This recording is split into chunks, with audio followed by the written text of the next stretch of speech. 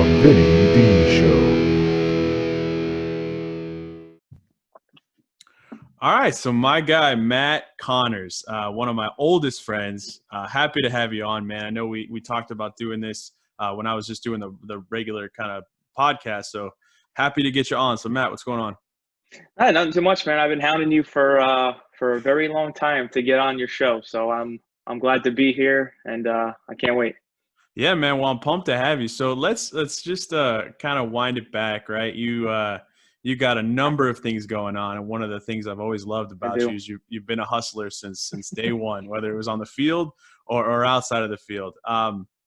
With the current situations going on with Corona and COVID-19 and all that, you've kind of been at the forefront of it with your kind of your main career.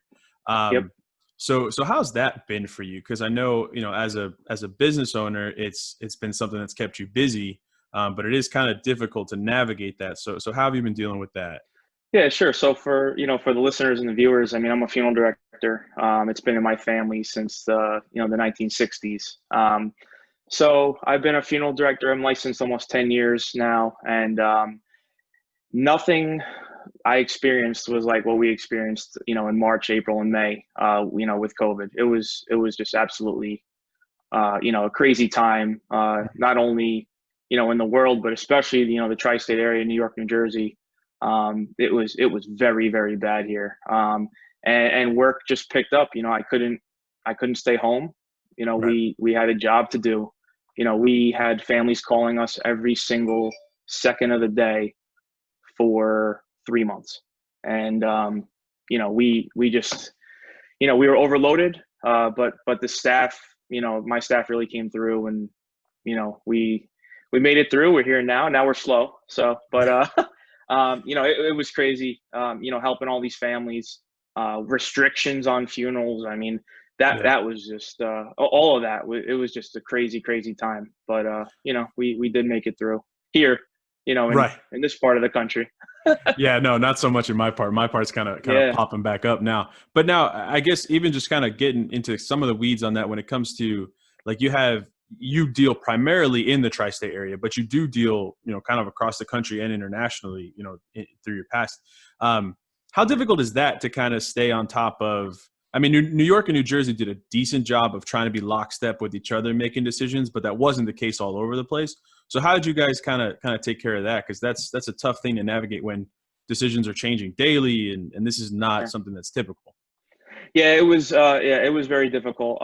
We also have funeral homes in Florida. So, Mm, while we were getting hit up here in the north, down in Florida, they weren't seeing much of anything. mm, So, it was status quo down there. Here, I also, like you mentioned, I do run an international, business. So, tourists and travelers were not coming to the United States. They weren't going anywhere, but they mm, weren't coming to the United States. So our international shipments really just took a complete hit. mm, Where we couldn't get flights weren't operating. Consulates and embassies weren't open. mm. Nothing was open. You couldn't get documents from the state, from cities. It was a complete and utter struggle, on that end. And families that lived here but wanted to go back home, to South America, Central America, whatever it may be, you had to tell them no. And Mm. it was just very, very difficult, for those families. Um, but we had to adapt, and Mm. we made it through. Some families had to make a difficult decisions, but they did, and we were just there to guide them through that. Yeah, no, it's been interesting to see, and I know I talk to you regularly about it. So Yeah. it's been kind of a weird time, but I think you guys are doing a good job with it, and hopefully we Right. don't come back with round two, in the next couple months. Right, we're continuing to try. What happened at the beginning was funerals were non-existent.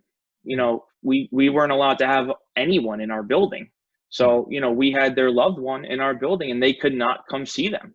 And mm, you hear stories on the news like they can't visit, people in the hospital. They couldn't visit them in nursing homes. But the news wasn't mentioning that they couldn't even visit them here at the funeral homes. mm. And to deprive someone of saying goodbye is it's hard. It's hard. So, after a couple weeks, after a month, they were, let 5 people in, 10 people in. Mm. We had our chairs spread out in our chapel, and, we were doing whatever we could, to at least get some closure for the immediate family. And, I'm proud of what we accomplished, during, difficult times for sure. Yeah. Now you mentioned the indoor the kind of system there. What about on the Yeah. outdoor side of it? Now I know kind of volume would kind of stifle some of that, but even like cemeteries and stuff. Were they allowed to do like a proper burial service there, or were they still restricted that way?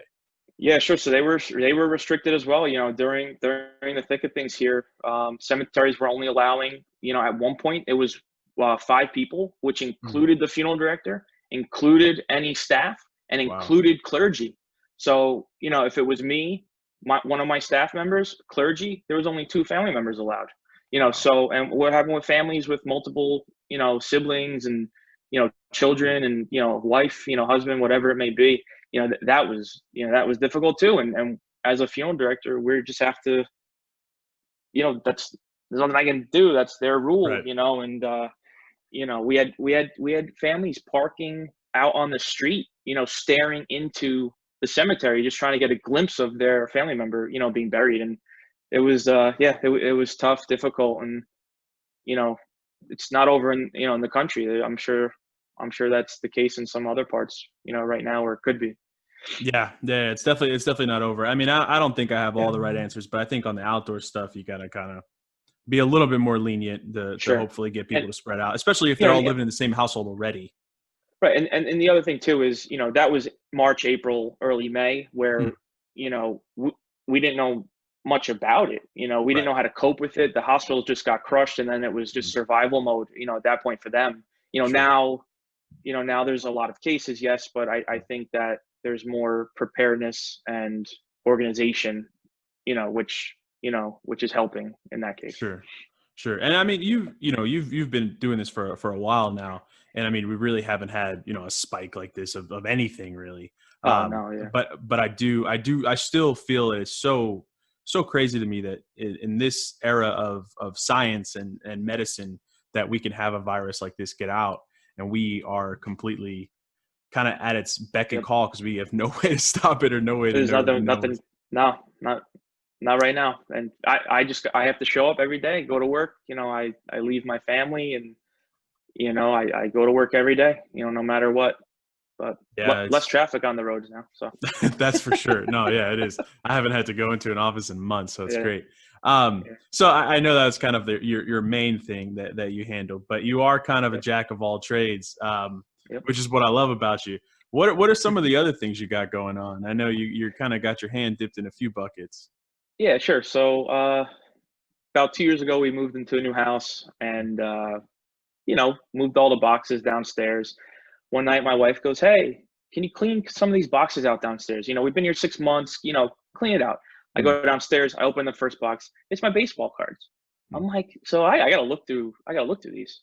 right. So I go through them. I go through them. 2 minutes in, I see Mike Trout with a little rookie card symbol on the bottom. Mm, I'm like, well, he's the best player in baseball. So let me see. I've been out of the card game for 10, 15 years. What is this? I have no idea. I go on eBay real quick, and it's $1,000 card. And I remember I texted you and yep. our friends group that night, and I said, guys, you'll never believe what just happened. Like, this is what I found. And then I found that I found other Trout rookies. I found other rookies from that year, Jose Altuve for Houston guys, and that, it's his rookie card year too. And I'm like, Mm, these are worth a lot of money here. So needless to say, I didn't clean out any more boxes that night, and they're still down there to this day, a couple years later. But yeah, so I got back into the sports card game, more specifically baseball cards, and how to see how that industry really evolved while I mm, was gone was just crazy. So for the past year, I've been opening boxes, I've been flipping, I've been selling, I've been buying. So I, mm, I said, why don't I open a company, mhm. because I'm doing it anyway. So I decided to open the company called the Hub Sports Cards, with my wife, actually, who not here, but she's in this with me. She Mm. does a great job. She runs the Instagram account. uh, Oh, nice. social media. Yeah. And, I said, why don't we just, make this a thing? If I'm doing it anyway, let's, take advantage of it. So that's, you know, what I'm doing sports card wise, right now. And, it's not cooling off. The market is hot and it's not cooling off. So Yeah, no, I mean, I think of course the pandemic's going to help any market hmm that you can do inside of your home, whether it's from a selling side or a business side or at a consumer side. I think being home right now is the great equalizer to everyone. yeah, for But sure. I also think the funny thing about sports cars in general is we did have that lull of no sports. So I think just the interest of anything sports related is going to kind of keep that. And from the way baseball's going and basketball's going, I agree with you. I don't think it's going to slow down. I think it's going to kind of ramp up. Now, as Sure. I'm always fascinated with people that have multiple things going on. I think it's the way to keep yourself. I mentioned it in one of the previous shows. It's the way to keep you out of trouble, right? For lack of a better term, but it's also a way to kind of have your creative mind going. You have two businesses that are complete opposite ends of the spectrum. Um, Complete. but the management style of it can be very similar. So do you feel that it's helped you a lot in running a business for the last decade or so, that was stabilized but has continued to grow, and now jumping kind of all in on a ground up business? How do you think where your background is has helped you with that? Yeah, my business background has helped me tremendously. Going from running a company during the day to running this new company at night. It was with ease, to be honest with you. I mean, I I built a website pretty much overnight. I pulled an all-nighter one night and I built, a complete website that functions. And I take the same aspects of business that I use during the day, and I bring it to the nighttime. And Mm. and obviously being in the funeral industry, I can't use all my tools, Mhm. such as marketing and whatnot. Like I can really ramp up my marketing and things like that. So Mhm. for sports cards, I use the tools that I don't use during the day. I use at night, and my other business.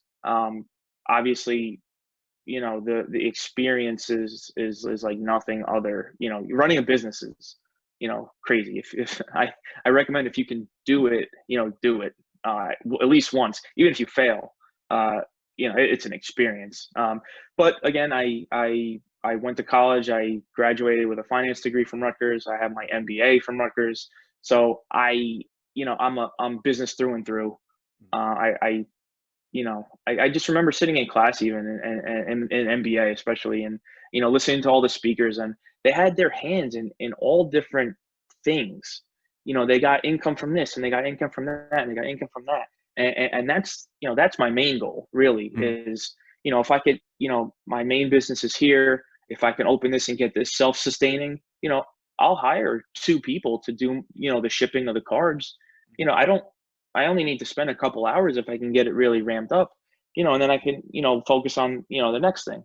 You know, I we do mention, I mentioned to you before about, a little gambling little venture Yeah. that I'm working on. I don't want to reveal it, but that's a huge market right now, Oh yeah. and it's only growing, and I feel like that's another, avenue to explore, especially now sports are back, so people are Mhm. all over that too.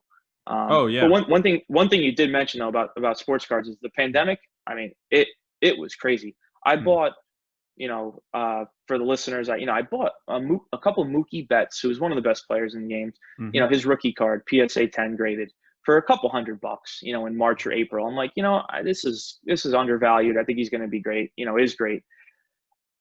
Gary V pumped him up for 5 seconds on a video Yep. about a month ago. His cards went 4 or 5x. I sold them for $800. And I turned a $600 profit in Right. 2 months.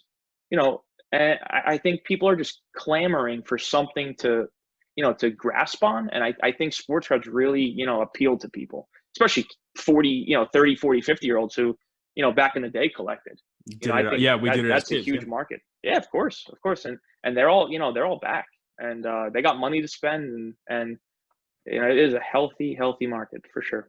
Yeah, it's fun. I mean, it actually, one of the first things I did after you told me about it is I called my dad, and he's like, "Yeah, I got all these binders here, but I'll probably just give them away." So Yeah. that's where Yeah.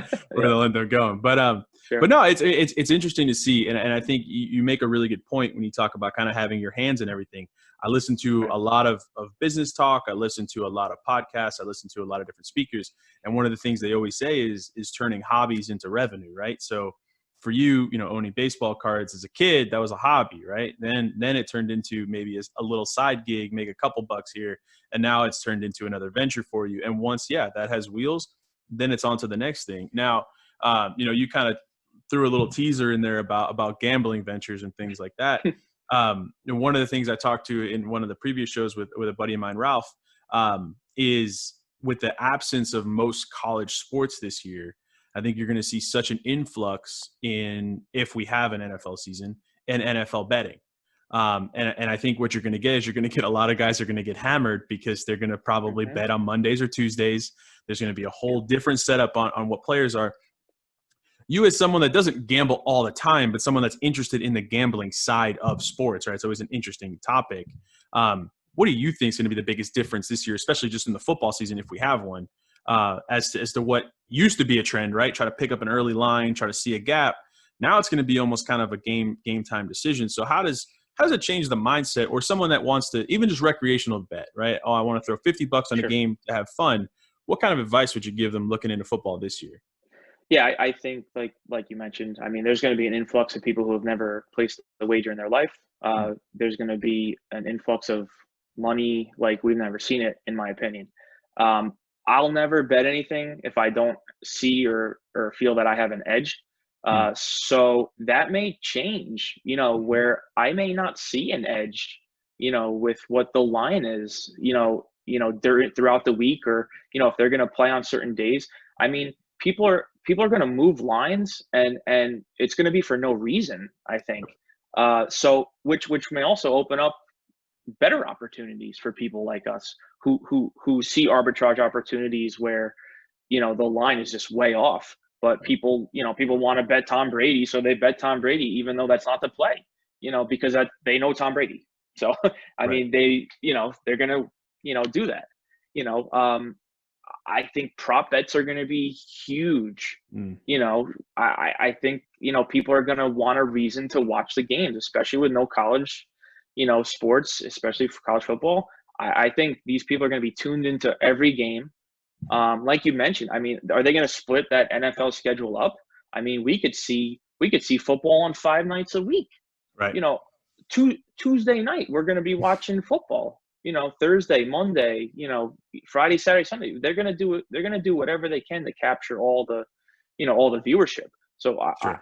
I think that's going to be crazy. I think there's going to be opportunities. I also think that I'm going to be placing less wagers this year if Mm, that happens, because I'm not gonna know. I can't. We can't cap games that are going to be kicked off on Tuesday. right. It's hard. It's hard if it's not your full time job. It's difficult, but it Yeah, should be and interesting. And I do feel like we're going to have an NFL season. So I hope so. I hope so, because that's one thing I'll definitely tune into. Um, yeah.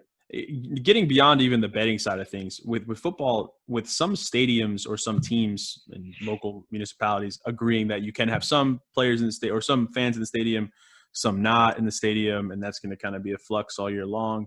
I feel like it's going to be a very awkward season to watch, but I feel like even from a home field advantage standpoint, I feel like there really is none this year. I feel like you're going to start seeing, not that it has, I think, a huge effect in the NFL, but I think in college it does have a huge effect because of 100,000 stadium, a seat stadium, only 5% is usually given to the away fans, right? So Oh yeah, tucked away in the corner. Yep. right, yeah, tucked away top left or top Yep. right, and then Hmm. and the band, right? That's all it's allowed I've in. been there. Yep. Right, right, yeah, and as a Rutgers alumni and a huge fan, I know you travel and get to watch them play. The Yeah. Big Ten and a couple other conferences are not going to play in the fall. But do you see a big difference in college football? The SEC looks like they're going to do their best to go ahead. I have another opinion on the conferences themselves that I'll get to in a second. But what do you think is going to look like different as far as college football goes with no noise? Yeah, I mean, the the athletes in college, I mean, they feed off of that energy. I mean, I'm a fan of probably one of the worst college football teams, in the country, and for multiple years in a row.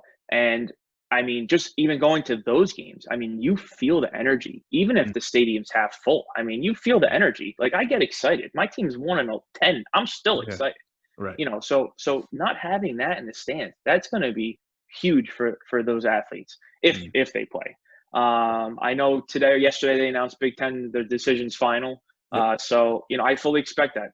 The Big Ten's full of wonderful member institutions, Right. high level academic schools, and that does not surprise me at all. But yeah, I mean, no fans in the stands. It's gonna be wild. It's gonna be wild to watch. It's gonna be very weird to watch. Yeah. For sure. If it happens, I don't think it's Right. gonna happen. I don't. But if it does, then it's gonna be odd. Now the NFL. I mean, my thing is, if they're gonna let 5-10,000 fans in the stadium of 100,000 stadium, 90,000 people stadium, what's the advantage of that? Right. What how much revenue are you actually going to make off of that? And is the risk worth the reward in that case? I mean, why have 5-10,000? Why? Like, I don't understand that. And God forbid someone gets sick. I mean, you could jeopardize the whole season for it doesn't make sense. Here in New Jersey, I mean, the Giants and the Jets, I mean, they announced months ago no fans. We already got our refunds and whatnot. But I just don't see an advantage. Putting anyone at risk. That's like I don't see it. I don't see it. Yeah, I completely agree with you. And I'll be honest with you, I feel like they're going to actually be losing money because of the amount of safety precautions they're going to have to put in, the amount of staff they're going to have to staff, both on a safety side of it and Right. just, regular staff, right? You have ushers, I don't think they're going to have any concessions open from what I've read on most of the places, but Right. you're still paying a large overhead, whether it's in the parking lot or Yes. inside the stadium, for no money really generated inside the stadium. Staffing's huge. Yep, that's an amazing Yeah. point. Absolutely. Now, Yep. I mean, the only thing that may be is if you can happen to get your hands on a ticket, you may either be in something that you can't unload because no one's willing to put themselves at risk to go to the game. But I feel like there's enough of a population that are wild to take the chance, or you could see some monster prices on tickets. Or the other way around. Yep. Right. And that's I listen. If I was a single guy, I would go to a game. Absolutely. If I lived by myself and I had no responsibilities, I would absolutely, explore going to a game. But, I'm just, we're both not in that situation. And, Right. But I could see it, I could see it, why people would want. I mean, I would too. And I mean, this whole situation's really made me a hermit, which is totally against my personality, right? I'm the extrovert. Yeah. If you're creating one, I love to be out. I love to be in front of people. I love to, I'm a hugger. I'm all over the place, right? Yep. You're and Italian, man. Yeah, and this is maybe one of those things where I just avoid going anywhere because I don't want to put people in a situation where they have to wear a mask if they don't feel that it's necessary. I do, so I don't want to put you in that situation. So I'll just avoid it. So yeah, I'll be watching from the seat of my couch. But yeah, if I were 21 years old, lived on my own, pretty healthy guy, yeah, I may take a risk. I may not see it as a risk. It's a different mentality. It's a whole different mentality, and it's no one's fault. I mean, it's just different times in your life where things matter differently. That's all. And that's sure. all. Yeah. I mean, I think we just all need to be. Yeah, everyone just kind of needs to be aware that it's out there, it's real, and just do what you can. Do what you can to avoid it. As best cases as we can. Get into another sport that I know you are a very big fan of, and that's baseball, right? You were you were a pretty standout baseball player your whole life, including your time in college. And we happen to share the same favorite Major League Baseball team in the Mets. But with the baseball situation going on, I think it kind of illustrates just how quickly this thing can get out of hand. We had the outbreak early on with the Marlins, right? That was kind of the headline. And then you had games get postponed that could have had access to the Marlins. But now just today, you have the Mets game getting postponed today, as well as tomorrow's game, just in precaution. These are kind of the highest level people. These are all millionaires, all affluent people that have access to everything. virus doesn't pick who it doesn't just pick a poor person or a rich person, right? It has no sentiment to that. Right. With that being said, I mean, do you really feel like, do you feel like this is going to get worse in the major leagues, or you think it's going to get better? And that this is what my concern is with any major sport, or really anything, is that if it can happen in a controlled environment like that, it's definitely going to happen when we try to go back to normal. Mhm. Yeah, I see that. Baseball is very different than the other sports. The bubble in the NBA and the NHL has worked amazing. Sure. I mean, those they're amazing. I mean, there's been no positive tests. There's, in the last 3 weeks or a month, I mean, there's been nothing. The competition's great. They're doing a heck of a job. The problem with baseball is that they weren't mid-season, so they didn't even start their season. So you can't take 8, 10 teams out of the equation already, like the NBA did, or the NHL. Right. Every team is 0-0, 0-0, and you can't do that. Mind you, now there's a lot of teams. They are all across the country, including Canada, and to put all the in a bubble, it wasn't feasible for the Sure. for the major leagues. And and again, talk about the dimensions of a field, right? NBA, the court's the court. NHL, the rink is the rink, the ice is the ice. In baseball, it's not like that. I mean, you can't put everyone down in a spring training stadium where left field is 301, center Right. field is 360, the dugout fits 15 people, and play 30 teams play all those games. It's just not feasible. Right. So there's going to be a higher risk for the MLB here. I think they're doing a decent job. With the MLB, it's up to the players. If they're not going to go home, go home to their family, stay home, go to the ballpark, play, go home, do it again and again and again, then you're going to see these positive tests. And I applaud the MLB for really pushing forward, because that first week was a little hairy. Me and you spoke about that, in our chat, and we thought that MLB may shut down. But I think they did a good job pushing forward.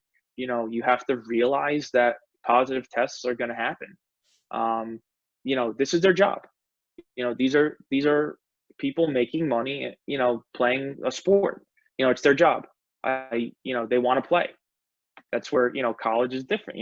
It's not technically, it's not their job, and it's the school's responsibility, to really cover them. So I think MLB is doing a great job under the circumstances. I think the NFL is going to be similar to MLB.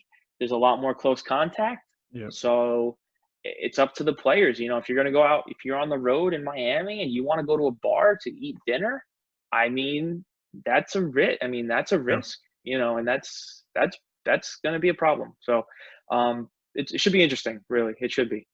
Well, yeah, and I think football too, not to say that football players party more than baseball players. I think all athletes party. Sure. But it's definitely more concentrated in the partying of football, because it's a more regimented schedule, right? You play every Sunday for the most part. Usually you have, you're filming on Monday, usually Tuesday you're off. So that Monday night becomes the big party night, get it all out of your system, and you got the whole week to get it out. I think you're going to, I do think there's going to be some struggle with players like that. And I'm really curious to see what the NFL does if they expand roster sizes, if they are doing things like that. Cause now guys got to kind of be able to float up and down, which I think the major leagues did a good job of, right? Extending the rosters and not having the minor leagues helps, right? Sure. So another idea that I brought up, or actually I want to touch something first. So when you talk about college, right, and you talk about the Big Ten, right, and how they are, most of them are very well known for their academic side, for their university structures as they are. I really feel like this situation has bothered me probably more than it has probably any of our friends or any of the others. They are schools at first, right? First and foremost, these are universities. They have 50,000 kids, 60,000 kids that are undergraduates every year that pay money to go there to get an education. And there's maybe 110 kids that happen to play football there. But yet the football conversation is driving most of the conversation about the universities. And I guess not to be an elitist or an idealist, but But where is that divide? I mean, I know money, right? And that's the easy answer. But is it just our want for them to be sports universities versus universities first? Because that's the hardest thing for me, right? As a parent, right? We're both parents. I mean, we have small children, but someday they're going to be going to college. Mm-hmm. I would be very pissed off if I paid $40,000 or $50,000 a year for my kid to go to Ohio State, and me to be hearing more on the news about whether they'll have football or not versus what they're doing to keep my kids safe in the dorms and keep my kids safe on campus. I just that bothers me the wrong way. I don't know if it comes off to anyone else that way, but I just don't. I don't get it. Yeah, and that's I've been seeing a lot of arguments like that. How come the Rutgers football players can be on campus, but my daughter can't. What do they have that we don't? I know Right. they get tested and whatnot. Turns out Rutgers has 30 positive COVID tests, a Right. week or two ago. But yeah, I mean, it's a thing. You see it at UNC, Chapel Hill. Mhm. I mean, they just went all online, for 2 weeks because they had a Yep. cluster, outbreak. And, and it comes down to liability, Yeah. with these universities. I mean, what happens? You see it all around. I saw on the news a couple minutes ago. I think it's Georgia State. Don't quote me, but a Sure. quarterback I think had COVID, and now he has a heart problem. And that's like the Mm. fifth time I've seen that. Someone Yep. in the Big Ten in Indiana, same thing. Now they have heart problems. Yeah. Now you can't. I don't know if you can prove that it's related, but I mean, Sure. until you can't, Yeah. I mean, what happens when someone dies? That school is going to be crushed. Mhm. And the liability is just too much. And that's where the Big Ten presidents came together. Forget the 8 athletic directors. I mean, the Right. presidents of the universities themselves had that vote. So, that's it's a fine line. But again, me Mm. personally, I don't see how kids can be in school. I mean, I don't see Yeah, it. I don't. I I don't don't either. see it.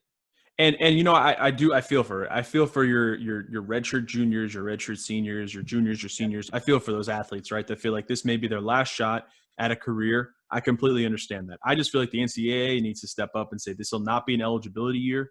This will not be a year counted for that. You can almost unenroll or take small amounts of classes so that you can play. Right. Like just do the right thing for these kids so that they don't feel like they're being left out, right? Um, Right. but And these universities, real quick, especially these. Oh, go ahead. Go ahead. real quick. So that's Division One. Yeah, that's football players. That's fine. I mean, redshirt Mhm. is like a normal thing for them. I think they'll Mhm. get their eligibility back. Mhm.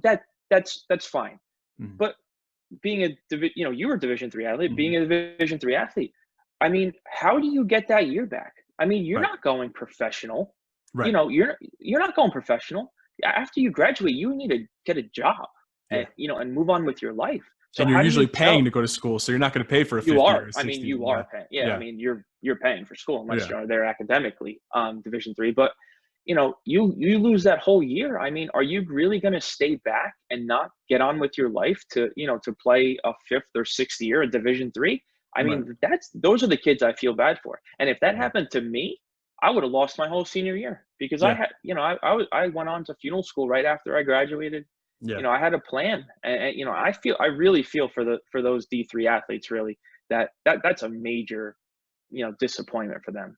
Well, see, and that's Division why I one, think yeah, it's really important for these, especially these Division 2 and Division 3 schools, to follow suit of some of these larger schools that are saying we're going to pump the brakes on it.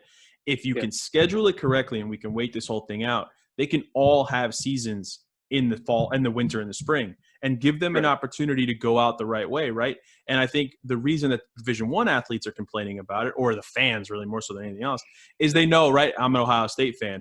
I know that Justin Fields probably isn't hanging around to play in the spring because he's projected to be yep, the number 2 pick in the draft, right? What can I right, add? And it's not worth the risk of an injury right, 6 weeks before I'm about to get drafted. I get that. right, But yeah, for the other athletes, they should have a complete spring cluster of sports, play them whether they're short in season, give them something to play. I mean, for baseball players, hopefully we don't see any issue, right? Hopefully they're just allowed right, to have their season as is. But yeah, the fall sports, pump them back a little bit. And like we right, talked about, spread them out. Start October 1st and go every 2 weeks for a game. I mean, if everyone's doing it together, it doesn't really affect anything, right? You're not, I went to Catholic University in Washington, D.C. We're not worried about scheduling conflicts on national TV, right? You can play a game whenever you want. Right. Get You it. want, Get it exactly. Right. But the thing that bothers me the But most about these big Division I schools is they have these monster, our friend Jamie pointed out, they have these monster endowment funds. And yes, they're going to lose revenue. They are going to lose a ton of money this year in potential revenue for not being, on TV and not having these contracts and this money coming through. But that's what these endowment funds are for. They're meant to keep the school afloat when you don't have a profitable year. Mhm. If your school can only survive on the thought of football, you are no longer a school. You're a football program that happens to do school. I think there was a joke going on Twitter where it's a lot of these universities are football programs that sell school on the side, right? Like that's kind of it's troubling to me. It's true. I mean, and it's me and my wife talk about this pretty openly. When you look at the state employees, right, the state funded employees, a lot of states, the number one cost, the number one revenue earner is the head football coach of a state school. Mhm. The thought of that is and I love football probably more than most. I know. It's just the financial side of it is mind-boggling to me that these are taxpayer dollars. These are state-funded programs, and your number one person is the football coach. So yeah, who am I going to side on when we have a football issue? I find it very intriguing and very tricky as a situation. I just feel like everyone needs to side on or err on the side of caution this year. I get it if that makes me fearful, if that makes me a whatever, right? A whatever winger, or I don't even know which side's supposed to be on this anymore. I guess the wrong side if you want to play. Yeah, wrong side. I just think you need to chill out. I think you need to chill out, let it play its course. Let the professional athletes play. Let's let them be the guinea pigs on this, right? Let them be the guinea pigs. They're the ones making X amount of dollars. They're the ones that were the program. I mean, the organizations have all the insurance policies. And you know what? If Justin Fields goes to practice and gets sick, he's not putting Joe Smith's daughter at risk at the dorm rooms or in class the next day, right? Or at the party that night. Yeah. Exactly, because they're still going to party. I mean, how are you supposed to keep 21-year-olds? We can't keep adults in the house. We forget about 21-year-olds that are going to blow off steam, or they're having the 21st birthday party. For sure. I'll bring into just you mentioned money, obviously. I am a Rutgers season ticket holder, and I got an email 2 days ago, and so we paid for season tickets already. Obviously, everyone did. They're hurting. I mean, they're going to lose $50 million, and for a school like Rutgers, who's they don't have as big donorship as an Ohio State, a Michigan, schools like that. So their way of doing this is they want us to donate the season ticket money to the school, to the athletic program. So if you spend $1,000 a seat, they want them, they want you to give that to them. The incentives is that came in 2 days ago, was they're giving you 20% off next season. Okay. Season tickets. They're giving you priority points, which help you with parking and whatnot, upgrades in parking. They're giving you like a mask, like a Rutgers branded mask. They're going to put your name on like the donor wall or something. Okay. So that's what they're trying to do. I don't know what the other bigger schools are with a lot more money to throw around. But that's what Rutgers is doing. It's just interesting to see, I can imagine what those meetings are. Yeah, it's an interesting and weird kind of dynamic right now that's going on in college sports in general, but even at the professional level, it's been weird because you're seeing just how fragile these places are financially. I mean, when you're talking about it's scary. Yeah, it really is. I mean, and I hate to use the term, but when you look at a professional program, or you look at a major college, you don't think they live paycheck to paycheck, but we're starting to see that even these higher level things are cutting it so close to the financial side of it. I think it's kind of bringing in a whole realm of we need to be better with our money management in its totality. Now, no one's planning for a pandemic, but you could have planned for anything. There could have been a huge Could be boycott for of something sports. else. Of Could be course. anything, right? Could be, Sure. all the, we have a ton of social unrest in our country. It could be anything at the drop of a hat can set these businesses apart. And sports are not immune to this. But it is very interesting to see just how much money they're saying they're going to lose this year, but they have no way of saying that they're stable enough from the past 5, 10, and 15 years to get through this year. I think right. Where does it go? I know. And again, look at the injuries in football. Who knows if you're going to have college football in 20, 30 years? That's a whole other argument. It's a whole other conversation maybe for another day. But, if no football causes this much, financial burdens on the athletic program, how is the women's volleyball team gonna function? Mm-hmm. How is the golf team gonna all their money comes from those major two sports. Yeah. And that's the scary part. It's very scary. Yeah. It is, and when they talk about, and I get it, right? You look at Kansas, right? Kansas's money's all coming from their basketball program, right? North Carolina's money's coming from their basketball program. But and I don't know enough about the university builds, but it's one thing to say that our athletic departments are going to take a hit, right? We're not going to be able to have these other sports because they just don't generate revenue. But some of these schools are saying that they physically can't operate without the revenue that comes into these departments. That's a scary notion. To think that, and especially because none of these schools are cheap. None of these schools are $10,000 a year schools, and they go up every year. So. Yeah, pretty regularly. So it's just wild to me. I know it's kind of a tangent that we got up, but it's a very weird dynamic to me. We could talk about this for all day if you really want. Yeah. So many layers to unfold. Really, it really is. Yeah, it's just weird to me. It's very, very weird to me because we have some incredibly smart people that are the presidents or the athletic directors of these buildings, and I just think they think they're Teflon to financial crises, and I think that's a mistake, and I think they're living it right now. And they got brought back down to earth, that's for sure. Yeah, it is. It's a gut punch, right? It's a gut punch, and we're gonna see. I think it's going to be interesting to see how just even the rest of the year shakes out. If you do. What I really hope, and you had mentioned it before, right? What if a kid, or an athlete dies? And I really feel like, and my buddy Ralph mentioned this, that's really going to be the only thing that stops sports from happening is if somebody, God forbid, passes away. I don't understand why you put yourself at risk. I mean, if I were Mike Trout or, name any other baseball player that makes $35 million a year and has for the past couple of years, I wouldn't play this year. There's no amount of camaraderie and team and I want to win a ring that would come above my family and my long-term health. Just like you said, there's a couple kids. I know there's actually a baseball player, I don't know his name, that had the same thing. He contracted COVID kind of early on, and he's been having heart irregularities, and they're trying to see if there's any connection or not. If you can't tell me that it can or can't affect me any other way than me just feeling like I got the flu, I'll see you next year, man. I don't need to be paid, right? Now, for a young athlete, I get it, right? You're willing to risk that, just like we were talking about going to state game. Yeah, that pressure's on. If you're that young, you're that up and comer. I mean, the last thing you want to do is sit out a season. Sure. I mean, if your opportunity to play it, that's the last thing you want to do. But yeah, like you said, Trout's making $35 million. He just, and his wife just gave birth. Yeah. But he wants to play. I mean, that's his prerogative. There's nothing wrong with that. And just, me personally, I mean, we're not doomsday people. I don't think the world's ending, but I just think you have to be careful. I mean, that's, that it is what it is. I mean, you have to make that decision yourself.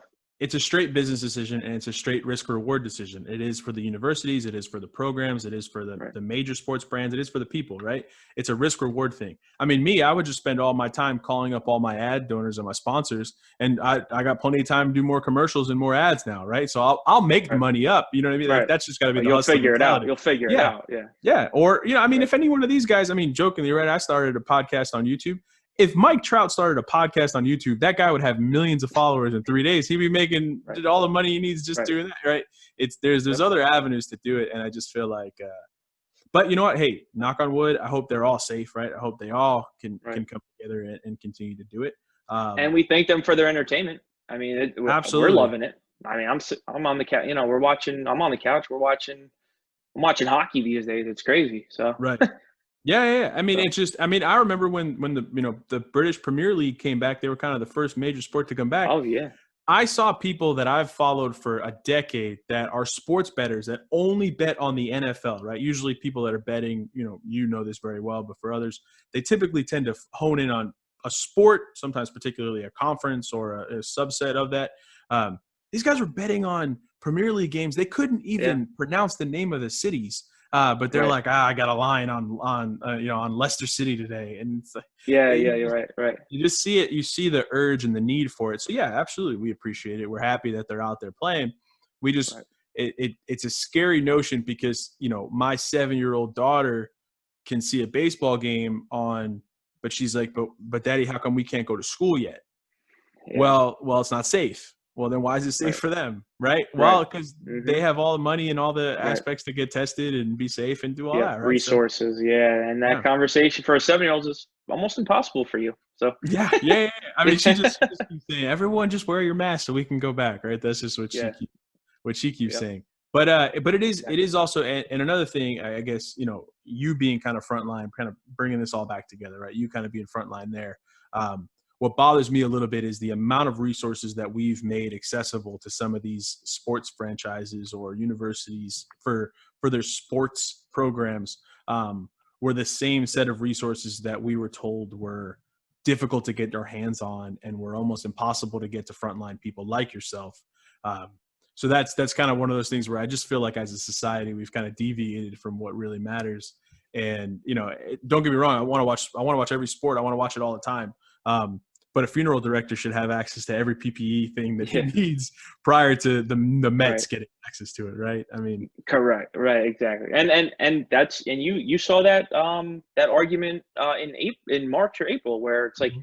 how did the Utah Jazz get 200 coronavirus tests when hospitals didn't even have them, at that point. Yep. And that's still rings true today is how the people that need them, you know, don't have them sometimes, and that's Yeah. scary too. It's a Yeah. it's an overreaching problem.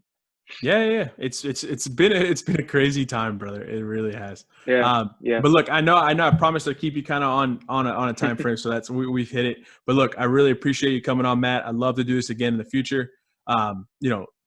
Again, before we end it, shout out the name of the sports card business and how they can follow it. Yep. Yep. So website is thehubsportscards.com. Twitter is card collector MC.